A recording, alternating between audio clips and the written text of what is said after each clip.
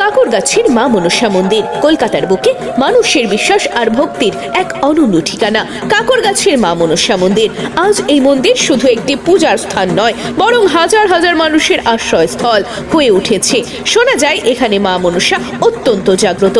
ভক্তদের বিশ্বাস, সত্যিকারের মন থেকে প্রার্থনা করলে মা কখনোই কাউকে খালি হাতে ফেরান না।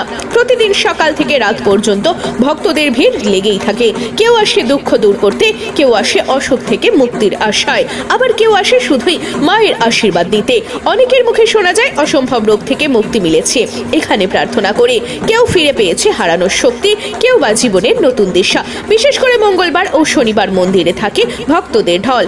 ধূপ, প্রদীপ আর মন্ত্রোচ্চারণে ভরে ওঠে চারপাশ। এক অপার্থিব পরিবেশ তৈরি হয়, যেন মা নিজেই উপস্থিত আছেন। আপনি যদি জীবনের কোনো সমস্যায় জর্জরিত থাকেন, একবার অন্তত মন থেকে ডাকুন জয় মা মনসা, আর বিশ্বাস রাখুন মা আপনার পাশে আছেন।